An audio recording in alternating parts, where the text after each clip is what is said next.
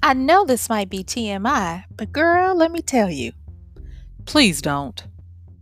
Hey, this is MichelleSpiva, your practical priestess of wisdom, and I want to welcome you to today's podcast of Wisdom Smack. Mwah. Join me on the flip as we get into the cure for oversharing. I'll see you then.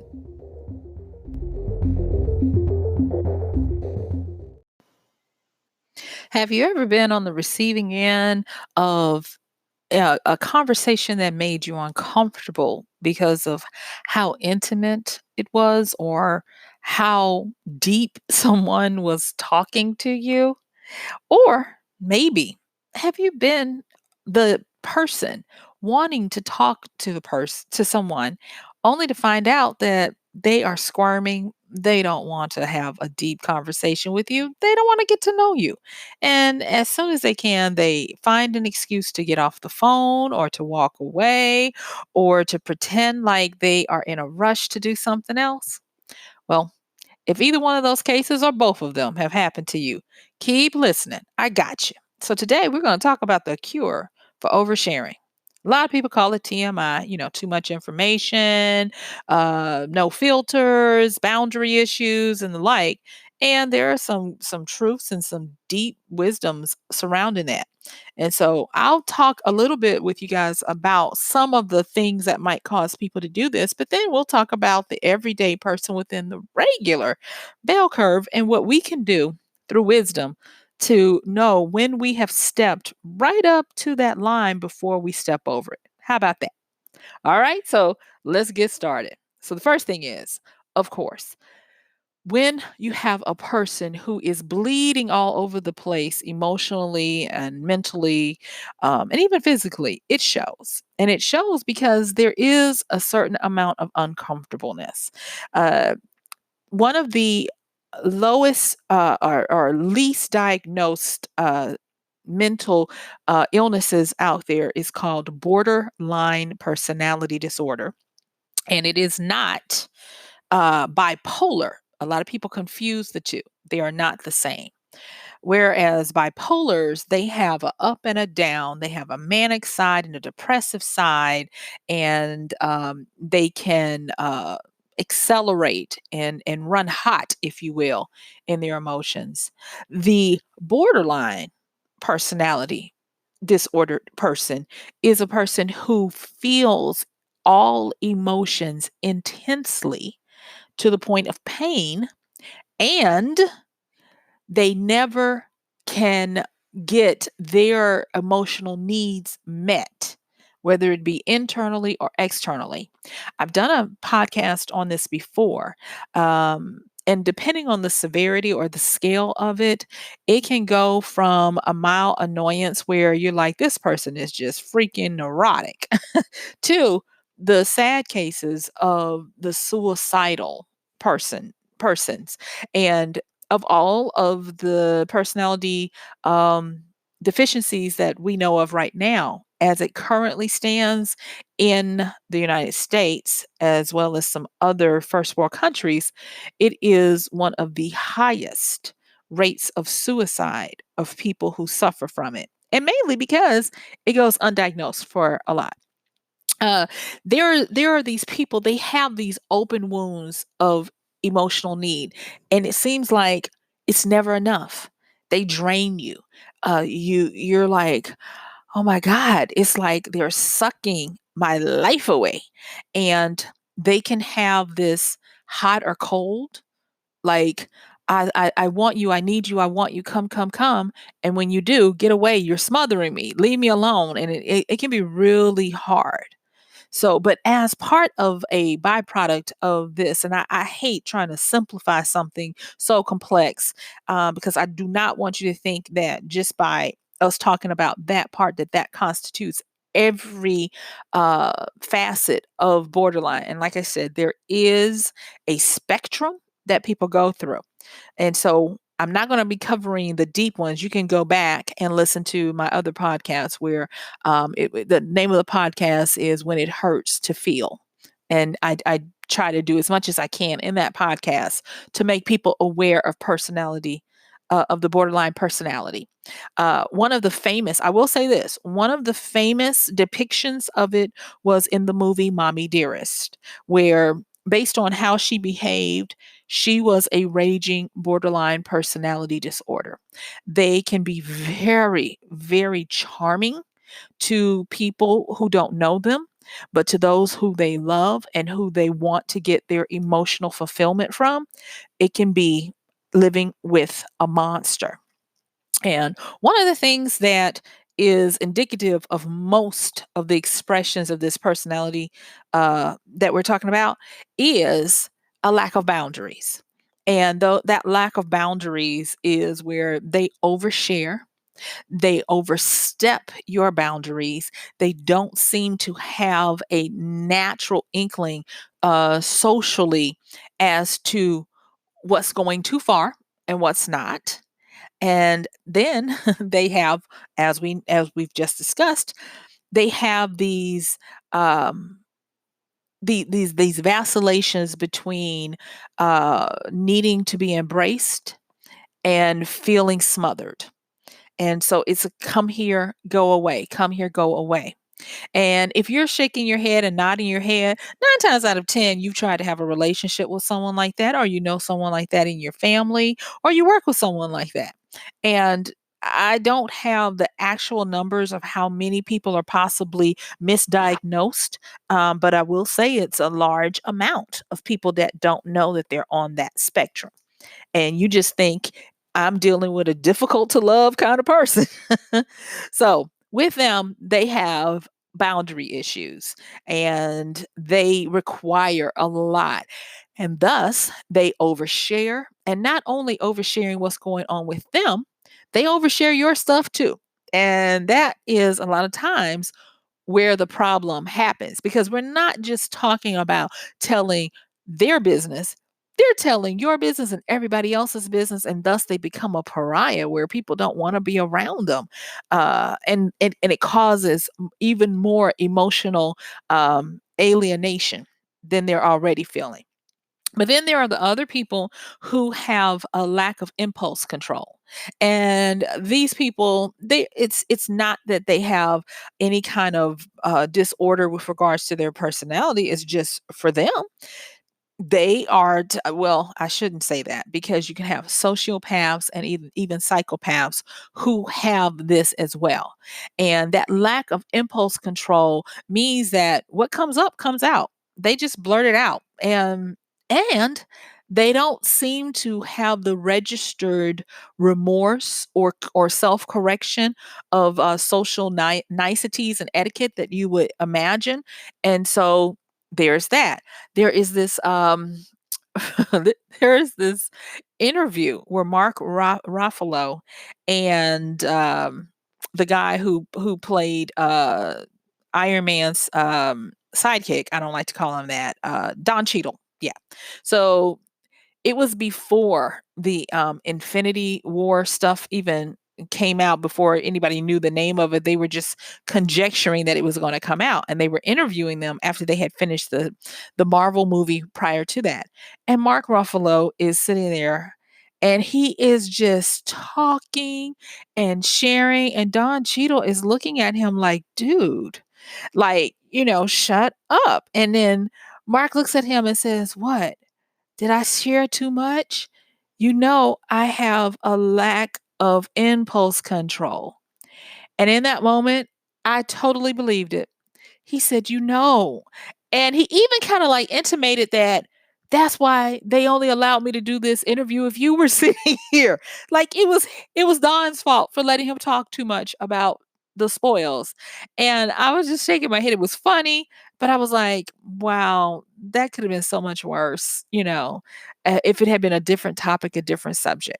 And so those are some of the ones that I just wanted to highlight so that we could know that they are special circumstances. And so they are our loved ones and our brethren and sisterin that we have to understand they have those challenges. But for the rest of us, where that is not your issue in your case, let's get down to it. All right. So, the first thing I want to say is the cure for oversharing is to take care of yourself before you leave home.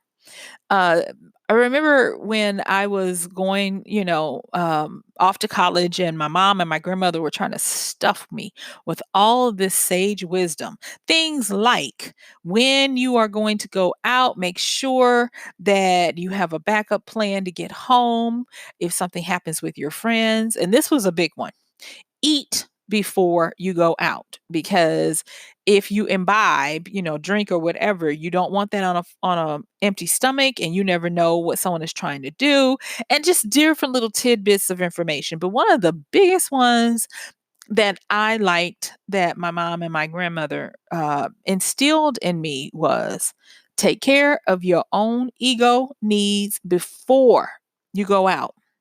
And what they meant by that was any excitement. Like, people love to go out when they've got good news.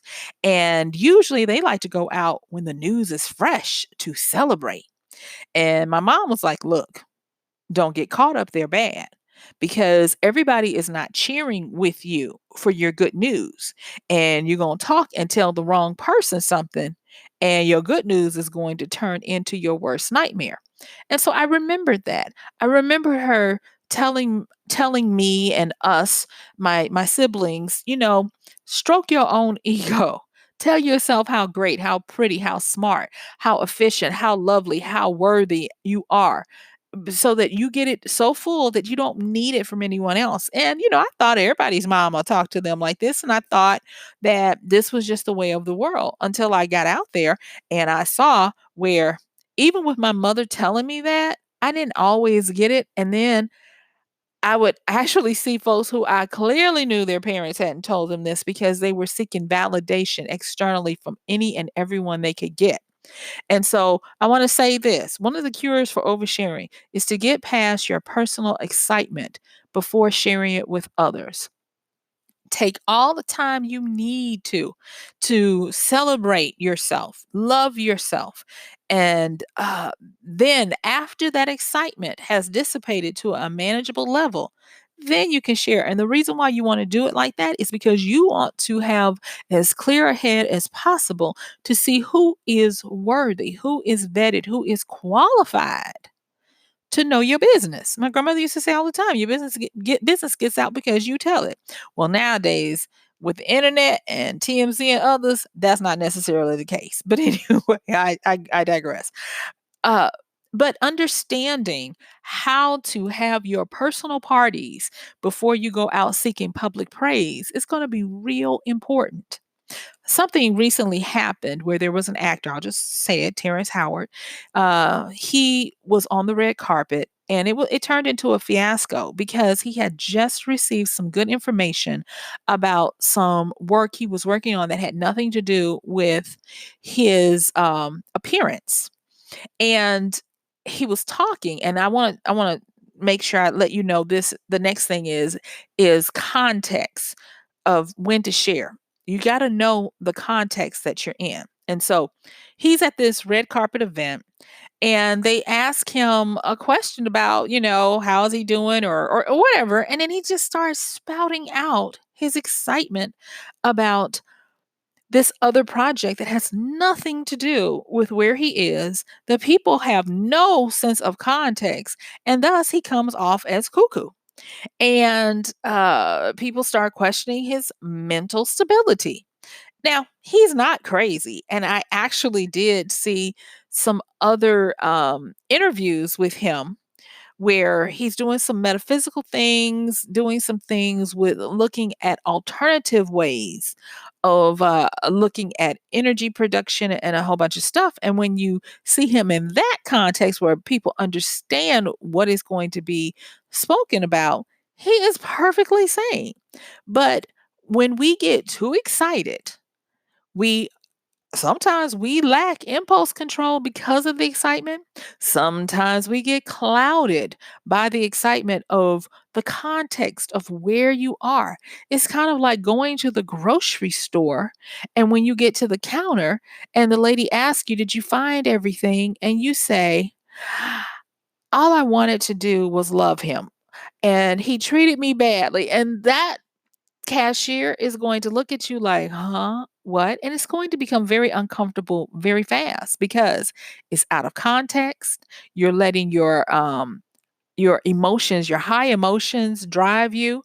You don't have a impulse control. You have not taken care of your ego at home, and thus you have a lack of boundaries, sharing too much with the wrong people at the wrong time. And I want to make sure that I say this. Everybody is not on the same wavelength. And that is literally on the same wavelength. We are on frequencies. At any given time when we're even speaking, our voices are making tones and not just notes. If you were to plot out, like there's this young man, he does memes where he turns what someone is saying into a song, and he will show people how he made it. And he'll be like, okay, well, this word right here is this chord, and you would think it would just be one note, but a lot of times we speak at the same time. We're using numerous notes to make the tone that is coming out, the sound quality that's coming out when we're having a conversation. And those are frequencies, those are wavelengths, those are vibrations, all of that stuff, because we're energy beings. And so, don't you think that if your very voice can send out different frequencies at the same time, that someone else counter to you could be doing the same? It's like trying to be on the same radio frequency to get the same radio station. It just does not work. And again, if you get it wrong, those people are not going to rejoice with you or weep with you because they don't understand what is going on. And that brings us to having this thing, pausing, taking a beat. I did a podcast talking about how to be a great listener. And not even, I mean, common sense told me this a long time ago when my grandmother was trying to help me with this, but now studies show that you can take a pause of up to 4 seconds before it gets weird, to take time to think about what you're going to say and how you're going to respond. And it makes you a better listener in the eyes of people that you're having the conversation with. It keeps you from oversharing, it keeps you from over talking someone, interrupting, and just being rude. And with that, it helps you to understand things like, is this the right context? Are we in the right proximity? And proximity not meaning just the right space, but the right level of our interaction. There are times when let me own it, we might share something with a colleague or a acquaintance, and that should only be shared with a close confidant at best. Too many times. There have been times I've had egg on my face. I said something just off the cuff and didn't even realize I said it, only to find out that the person I was talking to took it to the other person and made it seem like I had a problem with them when I was making an observation. And I was like, you dirty rat bastard, you little gossip, and it was just that it was my fault because I mistook the proximity of who they were to me. I was talking to an associate like they were a confidant. And so that's another cure for oversharing. Qualify people. Put a certain amount of persona guard up when you are talking to people to identify. I don't care if you have been talking to them for an hour, because that seems to be the sweet spot. You meet a stranger and you talking to them for an hour and you start telling them stuff you don't even tell your wife or your husband. Don't do that. Remember where you are in proximity to them. Remember the context of where you met. You're strangers on an airplane or standing in line or whatever. Now, I understand that that is just naturally going to happen. It happens to me quite a bit. But I will say this too. I am I hate to say it, by law, forced to not betray people's confidences based on the nature of my background, my history, and my work and work ethic, and morals too. But not everybody is going to be constrained by that discipline. And so you have to understand that. You have to be willing to share appropriate things in appropriate places and under appropriate circumstances. There was a funeral that happened recently of a comedian who died just out of the blue. And they were asking another fellow comedian if they attended. And they were like, no, I was working. I sent my whatever, my condolences. But then they said something that was really insightful and wise. And they said, but you have to understand, when someone dies they were talking about the entertainment industry. When someone dies in the entertainment industry, that is a bonanza of opportunities for a lot of people. They network there, they get gossip, they catch up with old friends like a reunion, they make deals. And then the comedian said, and then some of them just really kind of want to be seen and do what they can to snatch back a little bit of fame, exposure, and PR. And I was like, wow, that is so true. And I was like, wow, maybe they shouldn't have said that, because that kind of teeters into the oversharing, because it was just a interview for the masses. Maybe that was something that the community didn't want everyone to know. And so that was my next thing, like, was it appropriate to share that? And maybe it was, maybe it wasn't. I don't know. We'll soon see if they get any backlash for that. And when I think about being very open like that, because I'm one of those people, so this is why I know this subject intimately. I work on it all the time.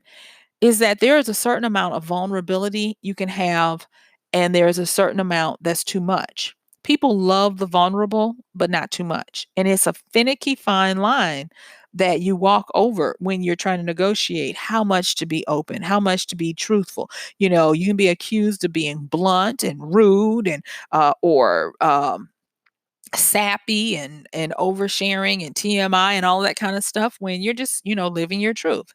But this is the thing that has stuck with me over the years, because I have gotten my hand burned every time I have disobeyed it. And that is that you need to make sure that you're using every kind of cure, trick, insight, wisdom smack that you can, because most of the time, your dreams and your passions get murdered by you.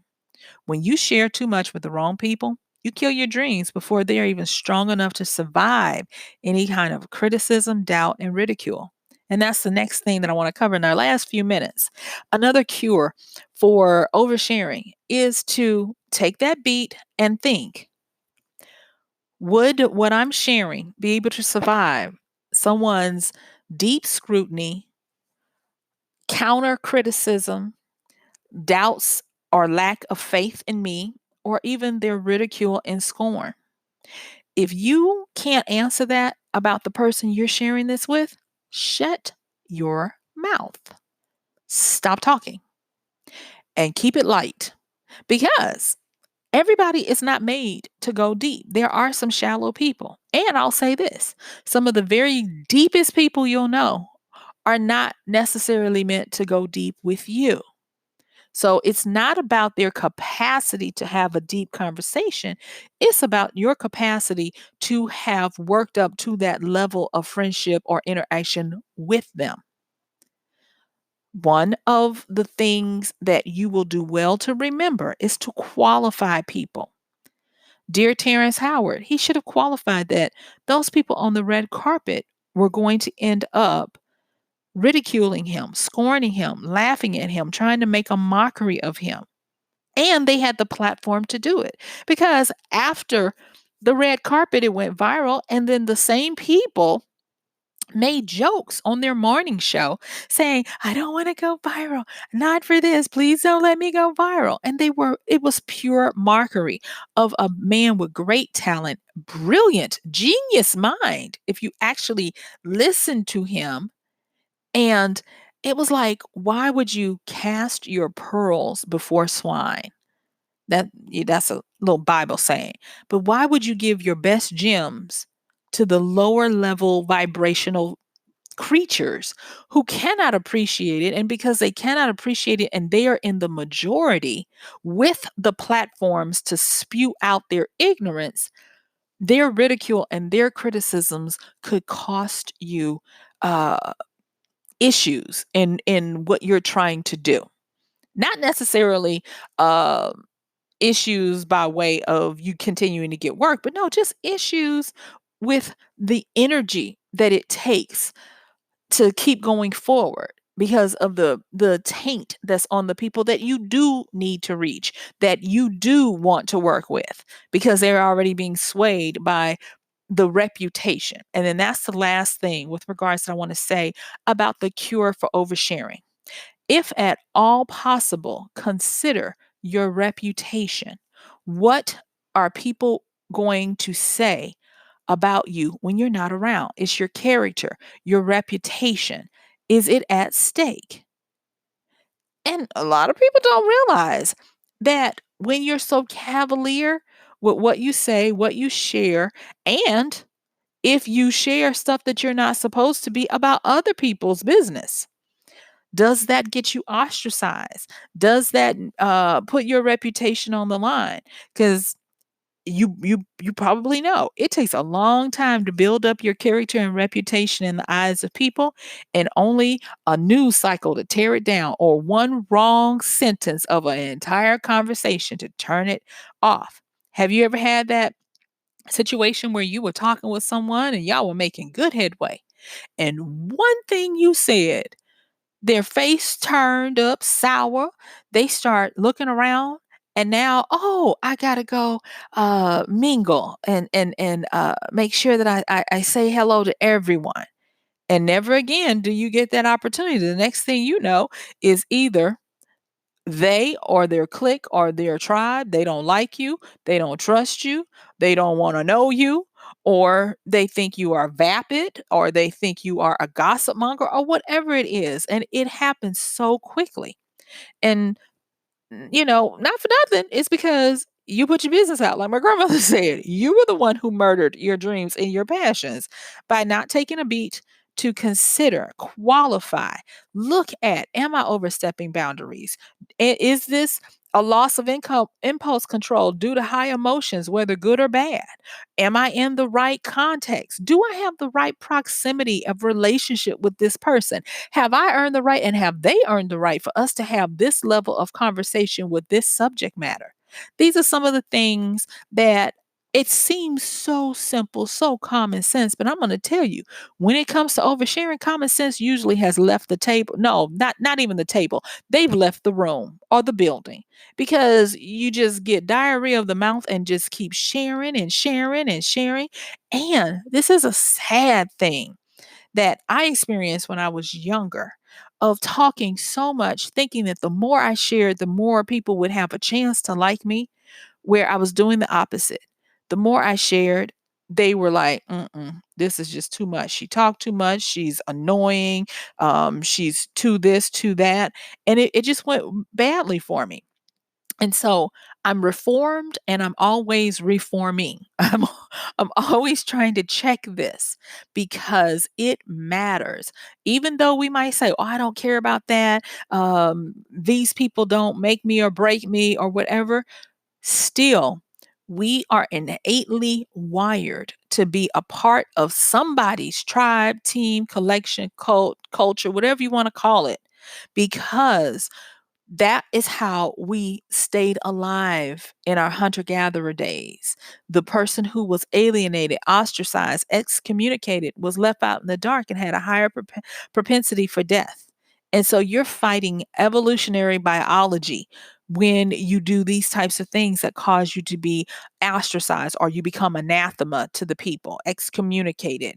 Uh, and so please listen to this and look at where you can shore up some things, because we might be perfect in our own eyesight, but if you were to take a survey of those around you and they felt like this will never get back to them and I can just speak my unadulterated truth, you'd be surprised at what they say, even when you know this stuff and try to do it.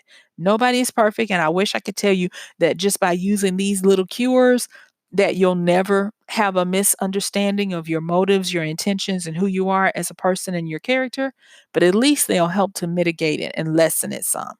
So, guess what? Yep, my time is up. I thank you for yours. This is Michelle Spiva, your practical priestess of wisdom, with another podcast of Wisdom Smack.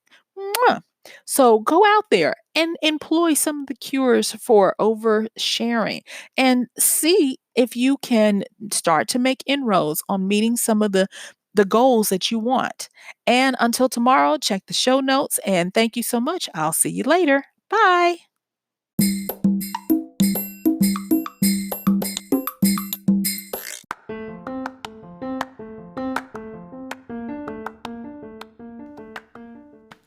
And that's going to do it for today's podcast of Wisdom Smack with Michelle Spiva. If you like this podcast, please help us get the word out. Like, comment, subscribe, and even share. And if you really like it, please help us continue to get the word out by considering using this show's link for Amazon. So when you want to go to Amazon and you do all of your general shopping, please use MichelleSpiva.com/AMZ.